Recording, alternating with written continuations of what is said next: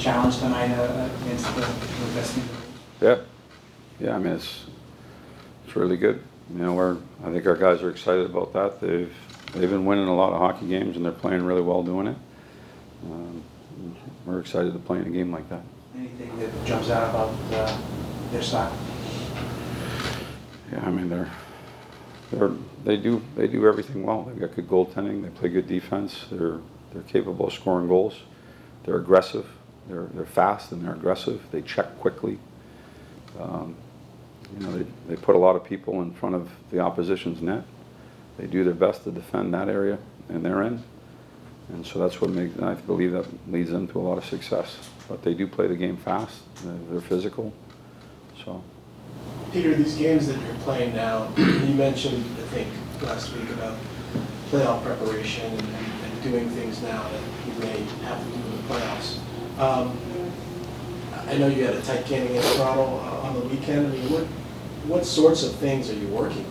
I mean, are you trying just to win the game, or are you working on things within the game that you're going to need to do? Well, every game's different. You know, the D-zone coverage that we face, that we're going against tonight, is different than the D-zone coverage that we faced in Toronto. And so, you know, when we talk about, I'm not worried about game one right now with regard to how we're going to create against the D-zone coverage tonight. And so it's, for me, we move it from game to game, and we're trying to get better. I do think that there's things that you can do to try and eliminate from your game. You know, we talk, you know, about tightening things down defensively and making sure that we're doing the right things. You can talk about discipline. All of that plays into a bigger picture. But, and we do talk about those things, but we also talk about the day-to-day things on what we need to do tonight. I know you're focused on the game tonight, but just in general, what has this week leading up to the trade deadline been like for you historically as a coach? And I guess how is it different when you are expecting your team to be buyers? The only thing I'm expecting right now is to play the Florida Panthers tonight. That, I'm sure, is going to happen. And we're preparing for that.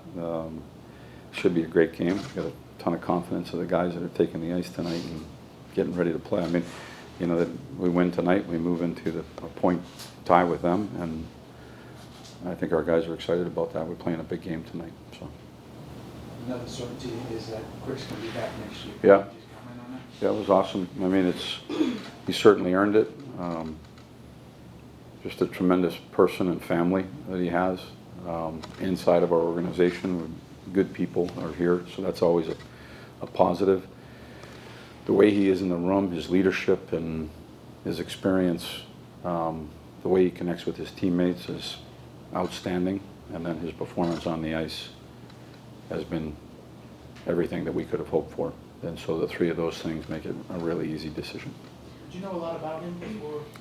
I knew him just a little bit. I mean, I worked with him just a little bit in the past, but not, I think you always, when you coach somebody and you coach them and they get to work with you, there's definitely a different bond that goes there.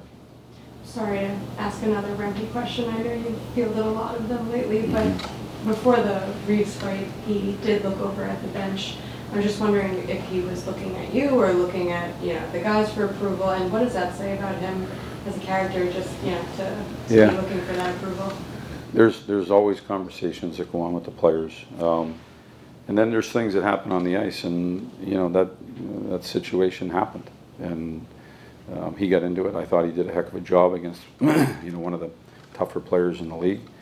And it happened. You know, I thought he did a good job.